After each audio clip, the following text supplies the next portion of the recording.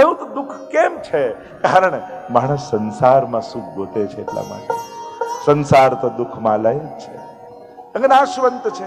અશોચ્યાનંદ શોચસ્ત્વમ પ્રજ્ઞાવાદાંશ ભાષસે ગતાસુ ન ગતાસુશ્ચ નાનું શોચંતી પંડિતા. ગીતાજીમાં પણ કહ્યું ને અર્જુનને કે ન શોક કરવાની વસ્તુનો તું શોક કરે છે. અર્જુન, તું એમ માને છે કે તારા મારવાથી આ બધા મરવાના છે?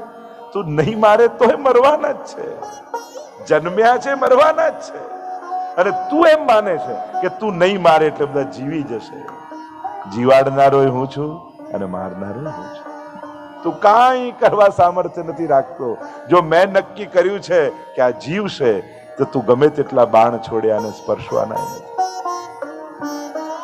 તો દુઃખ કેમ આવે? કારણ કે નાશવંત વસ્તુમાં કરેલો પ્રેમ એ ક્યારે શાશ્વત સુખનું કારણ બની જ નથી શકવાનું. જે શાશ્વત હોય એમાં મન લગાડો તો જ શાશ્વત સુખની પ્રાપ્તિ થાય. અને શાશ્વત એક ઈશ્વર છે. એનો ભાવ, એની ભક્તિ એ જ પરમાનંદનો અનુભવ કરાવી શકે. કોઈ શાકવાળાની દુકાનમાં જઈને તમે એમ કહો કે સોનાનો શું ભાવ ચાલે છે? અહીંયા શાકની દુકાન સોનીને ત્યાં જા. જે વસ્તુ જ્યાં મળતી હોય ત્યાં લેવા જવાય. સુખ જ્યાં હોય ત્યાં ગોતાય. અને જ્યાં નથી ત્યાં ગમે તેટલા દોડશો, નથી તો નથી જ મળવાનું. આગળ પ્રશ્નો કર્યા છે. સૃષ્ટિ સર્જનનો ઇતિહાસ પૂછે છે. આ સૃષ્ટિનું સર્જન કઈ? અને ત્યારે કહું ભગવાનના નાભી કમળમાંથી બ્રહ્માજી મનુ અને શતરૂપાને પ્રગટ કર્યા. જેમ આદમ અને ઈવની વાત આવે છે ક્રિશ્ચિયાનિટીમાં, એમ હિન્દુ ધર્મની સંસ્કૃતિમાં આપણે ત્યાં મનુ અને શતરૂપા આ પ્રથમ દંપતી છે. એટલે મનુના પુત્રો જે થયા એ માનવ, જેનામાં મન છે. મનુ કહ્યું કે મૈથુની સૃષ્ટિનો વિસ્તાર કરો. કહ્યું કે આ પૃથ્વીને તો હિરણ્યાક્ષ રસાતલમાં લઈ ગયો છે.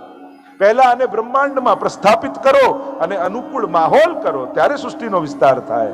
અને જ્યારે હિરણ્યાક્ષ પોતાની દાઢમાં ફસાવીને પૃથ્વીને રસાતલમાં લઈ ગયો, એ જ સમયે ભગવાનની નાસિકા, બ્રહ્માજીની નાસિકામાંથી બોલો વરહા ભગવાન કી જય, વરહા ભગવાનનું પ્રાગટ્ય થયું. નાસિકામાંથી એટલા માટે કારણ કે પૃથ્વીનો ગુણ ગંધ છે. સ્મેલ પૃથ્વી સિવાય બીજા કોઈ ગ્રહમાં નથી. આ પૃથ્વી છે એમ કઈ રીતે ઓળખી શકાય? તો કે એની સ્મેલ દ્વારા, ગંધ દ્વારા. એટલે પૃથ્વીનો ગુણ ગંધ કહેવાય. અને ગંધ નાસિકાથી લેવાય એટલે બ્રહ્માજીની નાસિકામાંથી અવતાર થયો. શુકર રૂપે, વરહા રૂપે ભગવાન પ્રગટ થયા. કારણ કે પૃથ્વીને શોધવાની છે. શુકર આજે પણ તમે જુઓ પૃથ્વીને સૂંઘતો જાય. ભયંકર યુદ્ધ થયું.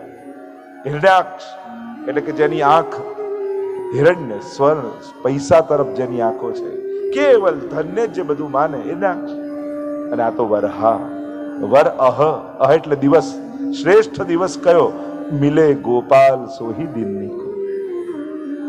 જે ક્ષણે પ્રભુની સેવા કરવાનો, પ્રભુની કથા સાંભળવાનો, કંઈક સત્કર્મ કરવાની તક મળે ને, એ જ આપણા જીવનનો શ્રેષ્ઠ દિવસ છે. કારણ કે બાકી બધા દિવસો તો વાપર્યા કહેવાય, આજનો દિવસ વાવ્યો કહેવાય. વાવો ને તો અનેક ગણું થઈને ઉગે, વાપરો તો ખતમ થઈ જાય. એટલે આપણને મળેલું આપણે વાપરીએ છે, વેડફીએ છે કે વાવીએ છે, એ આપણે વિચારવું. હિરણ્યાક્ષનો વધ કર્યો છે. હિરણ્યાકશ્ય વરાહ ભગવાન પોતાની દાઢમાં ફસાવીને પૃથ્વીને લઈને બ્રહ્માંડમાં પ્રસ્થાપિત કરી. ઋતુ અનુકૂળ કાળ બન્યો અને પૃથ્વીમાં મૈથુની સૃષ્ટિનો વિસ્તાર થાય એવું વાતાવરણ બન્યું. મનુ અને શતરૂપાને આજ્ઞા કરી છે. 3 પુત્રી થઈ અને 2 પુત્ર થયા. આકુતિ, દેવહૂતિ, પ્રસૂતિ, 3 પુત્રી અને 2 પુત્ર થયા, ઉત્તાનપાદ અને પ્રિયવ્રત. દેવહૂતિના વિવાહ કરદમજી સાથે નક્કી થયા. આગળ વંશાવલીની કથા આવી. કરદમજી સાથે વિવાહ થયા, પણ નક્કી એમ કરવામાં આવ્યું કે મારે પુત્ર થશે પછી હું સંન્યાસ ગ્રહણ કરી લઈશ. વિવાહ થયા, ધ્યાનમાં બિરાજી ગયા. દેવહૂતિએ ખૂબ ચાકરી કરી, ખૂબ સેવા કરી, શરીર સૂકવી દીધું. ઋષિ એકવાર જોયું, મારી પાછળ એને શરીર સૂકવી દીધું, પોતાનું જીવન ગાળી દીધું, પણ મેં ક્યારે એની સામે જોયું નહીં. જીવનમાં ઘણી વાર એવું થાય. ઘરને સાચવવા, આપણને સાચવવા ઘણી વાર ઘરના લોકો પોતાનું જીવન ગાળી દેતા હોય, પોતાના બધા સુખોના ભોગ આપતા હોય, જો જીવનમાં સારું પાત્ર મળ્યું હોય ને તો માણસ ક્યારેય કદર ન કરે. ખરાબ મળે તો તુરંત ખબર પડી જાય, પણ સારાની કદર. કારણ કે જેના થકી તમારું ઘર ઘર બન્યું, જેના થકી તમારા ઘરમાં પવિત્ર વાતાવરણ બન્યું, જેના થકી તમારા ઘરમાં ઠાકોરજી બિરાજે છે, ક્યારે પણ એ ભાઈઓને કહીશ, તમે તમારા ધર્મપત્ની કે તમારી માને બે હાથ જોડીને આભાર માન્યો કે તારો આભાર, તે મારા ઘરને મંદિર બનાવ્યું છે, તે મારા ઘરમાં ધર્મ ટકાવ્યો છે, તે મારા ઘરમાં સંસ્કૃતિને જીવાડી છે. કારણ કે એની પાછળ તે કેટલા તારા સુખોના ભોગ આપ્યા છે. ઘણી વાર આપણા જીવનને સફળ બનાવવા માટે એની પાછળ કેટલા લોકોએ આપેલા ભોગ હોય છે, પણ એ માણસને ક્યારેય કદર નથી હોતી એ વાત. એટલે તમારા સફળતામાં કેટલા લોકોના હાથ હોય છે. આપણે એમ લાગે મારી બુદ્ધિ, મારી હોશિયારી ને હું કયો, પણ એની પાછળ કેટલા લોકો છુપાયેલા છે. એની કદર કરજો, એને આદર આપજો. કારણ તમારી સફળતાના પાયા, કારણ કે પાયા દેખાય નહીં. લોકો ઊંચા ચઢેલા માળ જુએ, રંગો બદલાયેલા જુએ, પણ પાયાઓ તો અંદર જ હોય છે. અને એટલા માટે એ પાયાના પથ્થરોને જીવનમાં સાચવજો. અહીંયા કરદમજીએ જ્યાં જોયું, કહ્યું કે જાઓ સરોવરમાં સ્નાન કરીને આવો. સ્નાન કરીને આયા, ફરી સુંદરી બન્યા છે, વિમાન બનાવ્યું, વિહાર કર્યો છે, નવકન્યા થઈ, 10મા પુત્ર રૂપે. બોલો કપિલ નારાયણ ભગવાન કી જય. કપિલ ભગવાનનું પ્રાગટ્ય થયું. આ કપિલ ભગવાન સાંખ્ય શાસ્ત્રના ઉપદેશક છે. બહુ આદિ શાસ્ત્ર, સાંખ્ય મત, સાંખ્ય શાસ્ત્ર, સાંખ્ય દર્શન બહુ પ્રાચીન છે. સાંખ્યમ સંખ્યાત્મક વાચ્યમ કપિલાદિવિરુચ્યતે. પ્રકૃતિ પુરુષના ભેદ થકી કઈ રીતે મુક્તિને પ્રાપ્ત કરાય એનો આખો પ્રકાર. એમાં પણ શેશ્વર સાંખ્ય અને નિરીશ્વર સાંખ્ય આ બંને પ્રકારના મત છે. સિદ્ધપુર કરદમજીએ તપ કર્યું ને, તો કરદમજીનું તપ જોઈ ભગવાનની આંખમાંથી અશ્રુ બિંદુઓ પડ્યા. અને એટલા માટે આજે પણ ત્યાં જે સરોવર છે એનું નામ છે બિંદુ સરોવર. ભગવાનની આંખમાંથી સરેલા બિંદુઓથી સરોવર બન્યું છે. માએ જોયું કે મારા પર કૃપા કરવા માટે કપિલ ભગવાનનું પ્રાગટ્ય થયું છે. દેવહૂતિજી આવ્યા પોતાના પુત્ર કપિલ ભગવાન પાસે, બે હાથ જોડીને પોતાના પુત્રની સાથે સત્સંગ કર્યો છે. જાણ્યું કે આ ભગવદ અવતાર છે અને મારા પર કૃપા કરવા માટે થયો. અનેક પ્રકારના પ્રશ્નો કર્યા. પહેલો પ્રશ્ન કર્યો, સાધુ પુરુષના લક્ષણ કેવા હોય? સાધુ પુરુષના લક્ષણ બતાવતા કહ્યું, તિતિક્ષવ કારુણિક સુરદ સર્વદેહિનામ અજાત શત્રુભ શાંત સાધ સાધુ ભૂષણ. તિતિક્ષવ જે સહન કરે, સાધુ સહન કરતા છે. લડી લેવું બહુ સહેલું છે, સહન કરતા શીખે. કારુણિક કરુણા રાખે. બધાને પ્રેમ કરવો એ સંભવ નથી હોતો, અને પણ જેના પર પ્રેમ ના આવે એના પર દ્વેષ તો નહીં જ કરવો. દયા ભાવ રાખો, કરુણા ભાવ રાખો. સુરદ સર્વદેહી નામ, એમ કરીને સાધુના સુંદર લક્ષણો બતાવ્યા છે. આગળ પ્રશ્ન કર્યો, ભક્તિનું શું સ્વરૂપ છે? 4 પ્રકારના ભક્તિની ચર્ચા કરી, ભક્તોની ચર્ચા કરી. તામસ, રાજસ, સાત્વિક અને નિર્ગુણ. તામસ કોણ? કંસ, શિશુપાલ આદિને ભાગવતે એ તામસ ભક્તો કહ્યા. આ બધા તામસ, જે વેર ભાવે ભગવાનને ભજે, તામસ ભક્તિ.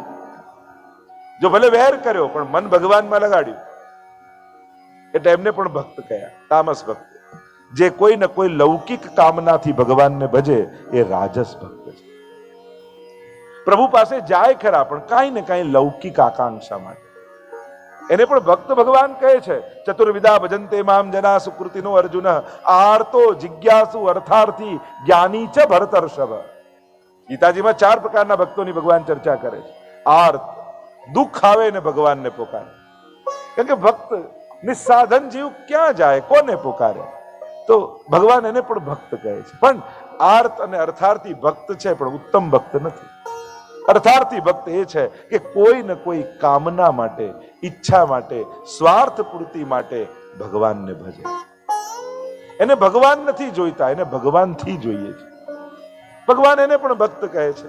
ભક્ત, જો જીવ અને ભગવાનમાં ફરક એટલો જ છે, ભગવાન વસ્તુ એટલા માટે આપે કે એને ભક્તનો પ્રેમ મળે, અને ભક્ત પ્રેમ એટલા માટે ભગવાનને આપે કે એને વસ્તુ મળે.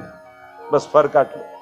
ભગવાન પ્રેમ મેળવવા માટે વસ્તુ આપે અને ભક્ત જીવ ભાવ એટલા માટે રાખે કે એને વસ્તુ મળી જાય.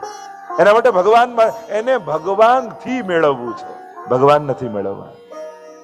પણ ભગવાનના શરણે ગયો એટલે એને પણ ભક્ત કહ્યો. મહાપ્રભુજી પણ આજ્ઞા ભક્ત દ્રોહે ભક્ત્યા ભાવે ભક્તેશ્ચાતિ ક્રમે કૃતે અશક્યવા સુશક્યવા સર્વથા શરણમ હરિ. ભક્તિના અભાવમાં પણ ભગવાનના શરણે જાઓ. ઘણી વાર લોકો એમ કે આમ દિલથી થશે ને પછી બ્રહ્મ સમલે, આમ દિલમાં થશે ને પછી ઠાકોરજી પધારે, આમ દિલમાં થશે ને પછી દર્શન કરવા. અરે ના થયું તો આખી જિંદગી એમને એમ જશે. આપણા લોજિક જ ઊંધા હોય છે. ઘણી વાર અમને આવડતી નથી ને એટલે સેવા નથી કરતા. કેટલું રોંગ લોજિક. કોઈ એમ કે મને તરતા પાકું આવડી જાય ને તો જ પાણીને અડું. તો ક્યારે તરતા આવડે? પાણીમાં ઉતરે તો તરતા શીખે. કોઈ કે ના મને સાયકલ પાકી આવડી જાય ને પછી જ લઈશ, તો ક્યારે આવડે? ચલાવે તો આવડે ને, કરશો તો આવડી જશે. અને જે નથી આવડતું એને વધારે વાર કરો તો જલ્દી આવડી જાય. લોજિક સાચા રાખો. આપણે લોજિક જ રોંગ હોય છે. ભાવ થાય પછી કરી, અરે કર તો આપમેળે ભાવ થશે. એરેન્જ મે જો લવ મેરેજ નથી થતા પ્રભુ સાથે તો એરેન્જ મેરેજ કરી લો. બંનેમાં ફરક શું હોય? પેલા લવ મેરેજમાં પહેલા પ્રેમ થાય ને પછી પરણે, અને એરેન્જ મેરેજમાં પરણે એટલે પછી એવો પ્રેમ થઈ જાય જાણે 7 જન્મનો હોય. એમ જ કદાચ પ્રભુ જોડે લવ મેરેજ નથી થતા તો એરેન્જ કરો, એકવાર પધરાવો, સાથે શૃંગાર કરો, ભોગ ધરો, એવો પ્રેમ બંધાઈ જશે ને જાણે એમ લાગે કે સેવા કરવા જ મારો જન્મ થયો છે. આવો પ્રેમ પ્રભુ સાથે થઈ કરો. સારું છે ને તો એ સારું કેમ છે ને શોધવામાં બહુ ટાઈમ ના બગાડો. દવા ખાવા માટે ફાર્માસિસ્ટ થવાની બધાએ કઈ જરૂર નથી. પ્રિસ્ક્રિપ્શનમાં લખી હોય દવા લઈને ખાઈ લેવાની હોય. એના માટે ફાર્મસી ભણવા ન જવાય કે ના પહેલા હું ફાર્મસી ભણું, બધી દવાઓમાં શું શું છે પછી બધું જાણું પછી ખાવું. ત્યાં સુધી તો કેસ જ પતી જશે, કેસ જ ક્લોઝ થઈ જશે બધો. એટલે જ કહેવાય ને કે જેટલા ડોક્ટર બદલો એટલો કેસ ટૂંકો થાય, જેટલા વકીલ બદલો એટલો કેસ લાંબો ચાલે. બહુ ડોક્ટર બદલ કરે એટલે કેસ ક્લોઝ, અને બહુ વકીલ બદલ કરે તો ચાલ્યા જ કરે, એન્ડ જ ના. અને એટલા માટે કરશો તો બધું આવડી જશે. ઠાકોરજી જ શીખવશે. અને કરશો તો ઠાકોરજી ભાવનું દાન કરશે. ભાવ કોઈ વસ્તુ તો છે નહીં કે આપણે કઈ પ્રેમથી કરો ને પ્રેમથી સેવા કરો, પ્રેમથી ભજન કરો. પ્રેમ કરવો કઈ રીતે? કોઈ વસ્તુ છે પકડીને લગાડી દી? પ્રેમ વસ્તુ નથી કે લગાડી દો, પ્રેમ તો પ્રગટે. કરશો ને તો ઠાકોરજી પ્રસન્ન થઈ પ્રેમનું ને ભાવનું તમને દાન કરશે. એક વાર બેસો તો ખરા. એમ એક વૈષ્ણવ હતા, એને કે મને આ બધું ભોગ ધરવું છે, મને ના ફાવે ને હું ન માનું. મેં બીજું કઈ નહીં, 10 મિનિટ રોજ ઠાકોરજીને જો. મહિનો થયો ને એટલે મને કેવા લાલન તો મારી સામે જોઈને હસે છે. મેં તું હસે એટલા માટે છે કે તું જોયા કરે છે, કઈ ધરતો નથી. મિશ્રીથી શરૂ કર. આજે સખડી ભોગ ધરીને લે છે. જે એમ કહેતો હતો કે હું આ માનતો નથી, મૂળ વાત એ છે જોડાઓ, સ્નેહ જોડાઓ તો આપમેળે બધું થવા લાગે. આપણે ક્યારે પ્રયાસ જ નથી કરતા. આપણે ઠાકોરજીને ક્યારે ચાન્સ જ નથી આપતા કે આપણા હૃદયમાં પ્રેમ પ્રગટાય. એને મોકો તો આપો, એને તક તો આપો. મને ના આવડે, મને ના ખબર પડે, હું ના જાઉં, એમ કરી આપણે ઉત્તમ વસ્તુથી દૂર રહીએ છીએ. એમાં આપણું જ નુકસાન હોય છે. જે આપણા દુઃખોને હરનારો છે, જે દુર્ભાગ્યને ટાળનારો છે, જેના માટે આખી જિંદગી દોડાદોડ કરીએ, એ સુખને શોધીએ છે, એ સુખ જેના ચરણમાં છે, એની સામે 5 મિનિટ ઊભા રહેવામાં કોઈ નુકસાન નથી. ઊભા રહેશો તો બધા ગણિતો આપમેળે સમજાઈ જશે. સહજમાં એ પ્રેમનું દાન કરશે. એની સામે બેસો તો ખરા, શરૂ તો કરો. અહીંયા જે આપણે ચર્ચા કરી રહ્યા છીએ, તામસ ભક્ત, રાજસ ભક્ત, સાત્વિક ભક્ત. સાત્વિક ભક્ત એ છે જે મુક્તિ માટે ભગવાનને ભજે છે. જન્મ મરણના ચક્કરમાંથી છૂટી જાઉં અને એના માટે જે પ્રભુનું આરાધન કરે, સાત્વિક ભક્ત છે. અને નિર્ગુણ ભક્ત એ છે જે કેવલ ને કેવલ પ્રભુના સુખ માટે જીવે છે. હું શું કરું કે મારા પ્રભુને સુખ થાય, મારા પ્રભુને આનંદ થાય. ગોપીજનો છે ને, નથી પેલી પરીક્ષા કરી કે પેટમાં દુખે છે ને મને ભક્તોના ચરણની રજ લાવી આપો એમ પ્રભુએ. બધા દેવતાઓએ, બધા જ ભક્તોએ, બધા ઋષિઓએ ના પાડી. અમારા પગની રજ આપી પ્રભુ લે તો અમને તો નરકમાં જગ્યા ન મળે. ગોપીઓ પાસે ગયા નારદજી અને ગોપીઓ કહે ટોપલા ભરી ભરીને લઈ જાઓ, ભલે ને નરકમાં અમને જગ્યા ન મળે, પણ જો પ્રભુનું દર્દ જતું હોય તો અમે નરકમાં જવા તૈયાર છીએ. આ નિર્ગુણ ભક્ત જે કેવલ ને કેવલ પ્રભુના સુખ માટે જીવે છે. દુનિયામાં માંગનારાઓ ઘણા છે, પણ પ્રભુને આપનારા પુષ્ટિ ભક્તો છે. એટલે જ ઘણી વાર ઘણા લોકોને પુષ્ટિમાનનું ગણિત સમજમાં ના આવે. એમ થાય તો માંગવાનું જ ના હોય તો પ્રભુ પાસે જઈને કરવાનું શું? તો દુનિયામાં બધે એવી જ જગ્યાએ તમે જાઓ છો જ્યાંથી કંઈક મળે. શું તમારા બધા સંબંધો સ્વાર્થના જ છે? કોઈ દુનિયામાં એક સંબંધ તો એવો ડેવલપ કરો કે જ્યાં કેવલ આપવાની કામનાથી જાઓ, જ્યાં કેવલ ભાવ એ હોય કે હું શું આપું અને એના બદલામાં એનો પ્રેમ પામીને આવો. ત્યાં બધી જ વસ્તુ ગૌણ છે, ત્યાં કેવલ એનો પ્રેમ મુખ્ય છે. અને જ્યારે આ ભાવનાથી જશો ને તો માંગને સે તેરી ખુદાઈ દૂર નહીં, પર માંગ કર મિલ જાય વો મંજૂર. કે માંગીને તું આપી જ દેવાનો છે. તો કે मैं अगर मांगू तुझसे तू न देना कुछ मुझको, वरना आशिक नहीं मजदूर कहलाऊंगा. હું માંગુ તું આપી દે, ભાઈ તો મજદૂરી મળી ગઈ એવું કહેવાય. અને એટલા માટે ભાગવત કહે છે શ્રમ એ વહી કેવલમ. જે કાંઈ પણ સત્કર્મો કર્યા પણ એના થકી જો ભગવાનમાં પ્રેમ ન પ્રગટ્યો તો એ બધું શ્રમ જ છે. આ બધા થકી માળા કરી, પાઠ કરી, સેવા કરી, ફળ શું? પ્રભુમાં પ્રેમ પ્રગટે. એ જ પરમ ફળ છે ભક્તિ જ. નિર્ગુણ ભક્તિની વાત કરી અને આમ દેવહૂતિજીનો કપિલ ભગવાનના સત્સંગથી ઉદ્ધાર થયો. પૂર્વ દિશા તરફ કપિલ ભગવાન પ્રયાણ કર્યું અને અહીંયા તૃતીય સ્કંદને વિરામ આપીએ. બોલો ગોવર્ધન નાથ કી જય, ભાગવત ભગવાન કી જય.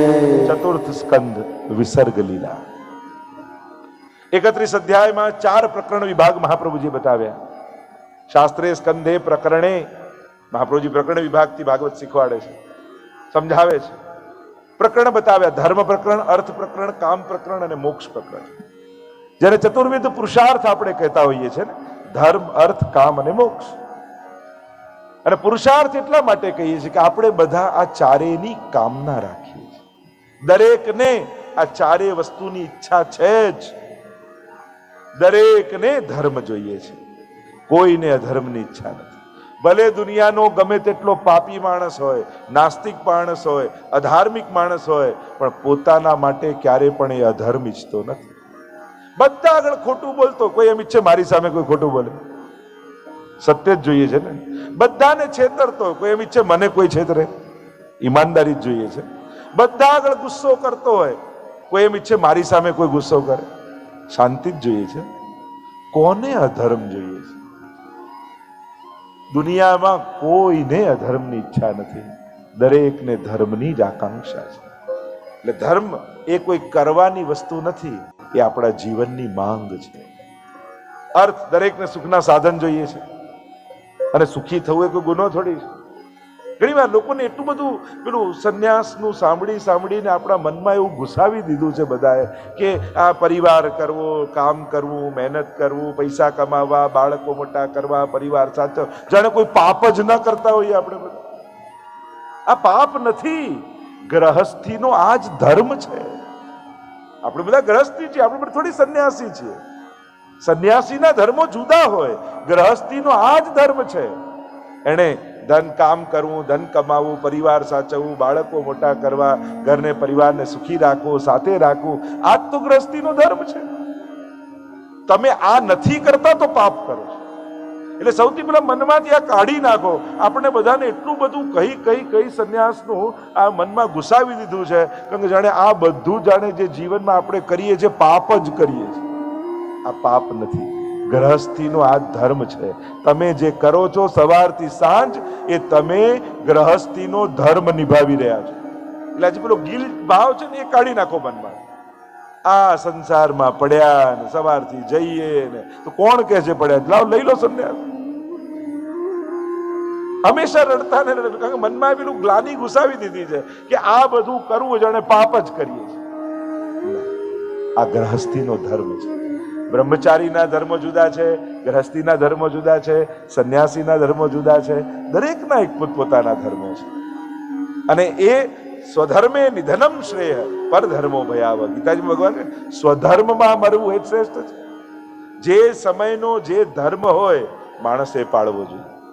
અને બ્રહ્મચારી ને સંન્યાસીઓ પણ ગ્રહસ્થી પણ જ ડિપેન્ડ હોય છે. એમને પણ જ્યારે ભિક્ષા લેવા આવે તો ગ્રહસ્થી પાસે જ આવે છે. એટલે ધન્ય ગ્રહસ્થાશ્રમો એમ કહ્યું, ગ્રહસ્થાશ્રમને ધન્ય કહ્યો છે. એટલે તમે જે આશ્રમ પાળી રહ્યા છો, ગ્રહસ્થાશ્રમ, એ શ્રેષ્ઠ આશ્રમ પાળી રહ્યા છો. કારણ કે ભગવાન પણ આ જગતમાં આવવા માટે કોઈ માતા પિતાને નિમિત્ત કરે છે, કોઈ ઘરને ગોતે છે, અને એટલા માટે ગ્રહસ્થીને શ્રેષ્ઠ કહે છે. અને મહાપ્રભુજીએ તો સંન્યાસની પણ ના પાડી, કહ્યું કે ગ્રહસ્થીમાં રહી ગૃહે સ્થિત્વા સુધર્મતઃ, ઘરમાં રહીને સેવા કરો. લોકો ઘર એટલે એમ માને કે જાણે 4 દિવાલનું આપણું મકાન છે ને એની આજ્ઞા કરી. અરે ગ્રહસ્થી એટલે ગ્રહે સ્થિત્વા એટલે 4 ઈંટ પથ્થર દિવાલનું મકાન એ ઘર થોડી. ગ્રહસ્થાશ્રમ, ગૃહે ગૃહસ્થાશ્રમે. ના મહાપ્રભુજી ઘરનું કહ્યું, ઘરનું તો એટલું બધું ઘર ઘર ઘર, હું તો કોઈને બતાવું નહીં, દેખાડું નહીં. અરે ઠાકોરજીને નંદગ્રહ કહ્યું છે, કારાગ્રહમાં રહેવાનું નથી કહ્યું. જાણે જેલમાં પૂર્યા હોય ને એ રીતે ઠાકોરજીને રાખવાની જરૂર નથી. એ આપણા પરિવારમાં સાથે રહે છે, ગ્રહસ્થાશ્રમમાં જોડે રહે છે. એટલે ગ્રહસ્થાશ્રમમાં રહી અને ભગવત સેવા કરે. એટલે કોઈ પણ વસ્તુનો એટલો અતિરેક ન કરી નાખો કે જે પ્રભુને શ્રમ આપનારા થઈ જાય. નિયમો પણ. અને એટલા માટે અહીંયા ધર્મ, અર્થ, કામ અને કામનાઓ જીવનમાં છે. જો ભાગવત શું કરે છે? કામનાઓમાંથી કાઢી આપણને ભાવનાઓ તરફ લઈ જાય છે. કેવલ પોતાના માટે થાય એને કામના કહેવાય, અને જેના કેન્દ્રમાં ભગવાન હોય એને ભાવના કહેવાય. તો કામનાના સ્તરમાંથી ઉઠાવી ભાવનાઓના સ્તર પર લઈ જાય એ ભાગવત છે. ધર્મ, અર્થ, કામ અને ચોથો પુરુષાર્થ છે મોક્ષ. આપણે બધા જ મુક્તિ ઈચ્છીએ છીએ. જે મેળવ્યું છે એનાથી મુક્ત થઈને ઈચ્છીએ છીએ. મુક્તિ થવાની ઈચ્છા છે. છોડવામાં મજા આવે છે. એક ઘર માટે માનતા રાખી, એક ગિરાજ બાબા પોતાનું ઘર થઈ જાય અને ઘર થઈ ગયું. હવે એ જ ઘરમાંથી 1 વર્ષ સુધી કોઈ બહાર ના લઈ જાય તો આખું ઘર માથે ના લઈ લઈએ. અરે બહાર તો ચાલો, ઘરે જ મરવાનું છે કે શું? કેમ? આ ઘર માટે તો માનતાઓ રાખી હતી ને હવે રહે ઘરમાં ના. એ ઘર છોડીને આનંદ. એમ થાય એક બાળક થઈ જાય તો સારું, બાળક આ સ્કૂલે જાય તો શાંતિ.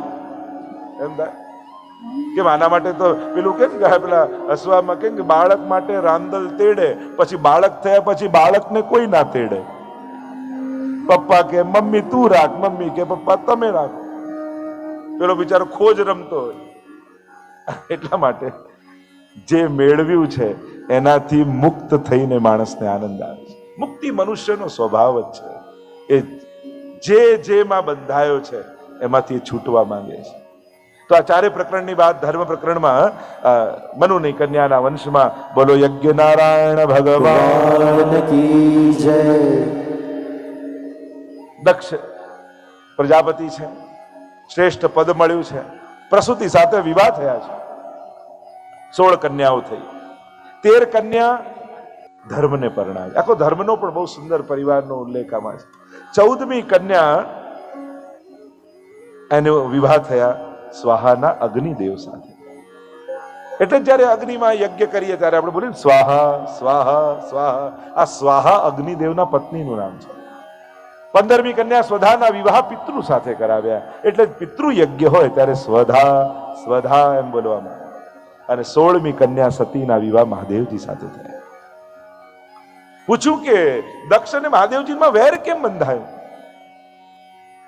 મહાદેવજી બિરાજા છે, સભામાં પ્રવેશ કરે છે. દક્ષ પ્રજાપતિ અને અહંકાર આવ્યો પદનો. બધા ઉભા થયા, મહાદેવજી ઉભા ન થયા. પ્રભુના ધ્યાનમાં હતા. અપમાન લાગ્યું. મારો જમાઈ થઈને મારું માન રાખતો નથી. આજ પછી યજ્ઞમાંનો ભાગ બંધ કરાવી દઈશ. હવે જ્યાં જ્યાં યજ્ઞ થશે ક્યાંય મહાદેવજીનો ભાગ નહીં નીકળે, અને પહેલો યજ્ઞ હું પોતે કરીશ. અને જયારે આમ આજ્ઞા કરી અને વિશાળ યજ્ઞનું આયોજન કર્યું છે. બધાને આમંત્રિત કર્યા, પણ પોતાના દીકરી અને જમાઈને ન બોલાવ્યા. આકાશમાંથી વિમાનો જતા જોયા. સતી મહારાણીએ જોયું ક્યાં જઈ રહ્યા છે. નારદજીએ કહ્યું કે અરે તમને ખબર નથી, તમારે પિતાને ત્યાં આટલો મોટો યજ્ઞ છે, અને પિતાને ત્યાં કોઈ પ્રસંગ હોય તો દીકરીઓ હોય તો પહેલા પહોંચી જવાનું હોય, તૈયારીઓ કરવાની હોય, મહેમાનો આવવાના હોય. દીકરીઓથી તો પ્રસંગ શોભે, તમે નથી જવાના. કહ્યું મનમાં ઈચ્છા જાગી. મહાદેવજી પાસે આવીને કહેવા લાગ્યા, મારા પિતા આટલો મોટો યજ્ઞ કરી રહ્યા છે તો આપણે નહીં જઈએ? મારું અપમાન કરવા માટે તમારા પિતા યજ્ઞ કરી રહ્યા છે, અને બધાને આમંત્રિત કર્યા છે, આપણને નથી બોલાવ્યા. અરે આટલી જગ્યાએ આમંત્રણ થોડી હોય. પિતાને ત્યાં, સુરજને ત્યાં, ગુરુને ત્યાં, પ્રભુને ત્યાં, આવા વ્યક્તિઓને ત્યાં કોઈ પણ પ્રસંગ હોય એટલે સૂચના મળે એટલે પહોંચી જવાનું હોય. કોઈ આમંત્રણની રાહ થોડી જોવાની હોય. ન જાઓ તો સારું. મહાદેવજી વારંવાર સમજાવે છે. સતી મહારાણી માનતા નથી અને જવાની હટ પકડી છે. નંદીને સાથે મોકલ્યા છે. થયું મારા પિતા મને જોઈને પ્રસન્ન થઈ જશે, મારી મા મને જોઈને ખુશ થઈ જશે. પણ જ્યાં યજ્ઞમાં પ્રવેશ કર્યો, પિતાએ મુખ મરોડી લીધું. આઘાત લાગે. યજ્ઞમાં જોયું તો પોતાના પતિનો કોઈ ભાગ નથી, સ્થાન નથી. અરે મારા પતિનું અપમાન કરવા માટે પિતાએ યજ્ઞ કર્યો. મા સામે જોયું, માએ પણ મસ્તક નીચું કરી લીધું. આઘાત લાગ્યો. ઓહો, મારા પતિનું આટલું મોટું અપમાન થતું હતું, છતાંય મહાદેવજીની વાત મેં મારા પતિની વાત માની નહીં, અને છતાંય હું અહીંયા આવી. એટલો તાપ અને ગ્લાની થઈ. અંગૂઠો ઘસ્યો જમીનમાં, યોગાગ્નિ પ્રગટ કર્યો. બળ બળ બળ બળ બળ બળ બળ બળ અગ્નિમાં બળવા લાગ્યા સતી મહારાણી. અને જ્યાં નંદીએ જોયું, દોડતો આવ્યો છે મહાદેવજી પાસે. આખી વૃત્તાંત કહ્યું. સતી મહારાણી યોગાગ્નિમાં બળીને ભસ્મ થયા છે. આવ્યો મહાદેવજીને ક્રોધ. જટા ખોલી છે, જટા ખોલીને એક લટ બહાર કાઢી. પછાડી વીરભદ્ર પ્રગટ થયો. આજ્ઞા કરી જાઓ, સમગ્ર યજ્ઞનો વિધ્વંસ કરી નાખો. મહાદેવજી હાથમાં ડમરું લઈને તાંડવ કરવા લાગ્યા. શૈલ શૃંગ સમ વિશાલ જટાજૂટ ચંદ્રભાલ ગંગાથી તરંગમાલ વિમલ નીર ગાજે. લોચન ત્રય નાગલાલ ચંદન કી ભોરી ભાલ કુમકુમ સિંદૂર ગુલાલ ભૂપતિ વરસાજે. रुंड की कंठ माल विशद हृदय कुशाल अटित जाल रुद्रमान हृदयाम राजे. बम बम बम डमरू बाजे नाद भेद स्वर समाज शंकर महाराज आज तांडव नाचे. शंकर महाराज નદીના વહેણો બદલાયા. પૃથ્વી ડોલવા લાગી. શું થવાનું છે? હાહાકાર મચી ગયો. વીરભદ્ર મહાદેવજીના ગણોને લઈને પ્રવેશ કરે છે યજ્ઞમાં. સ્વાહા બોલે એની જીવા કાપી નાખે, હોમવા જતા હોય એના હાથ કાપી નાખે, અને દક્ષનો શિરચ્છેદ કરી આખો યજ્ઞનો વિધ્વંસ થઈ ગયો. હાહાકાર લોકમાં મચી ગયો. અને પછી એમ કહેવાય છે કે દક્ષને બકરાનું મુખ લગાડવામાં આવ્યું. કારણ કે જો मैं बहुत करता है, भागवत ने उसको बकरे का रूप बनाया. આમ દક્ષ યજ્ઞના વિધ્વંસની કથા આવી.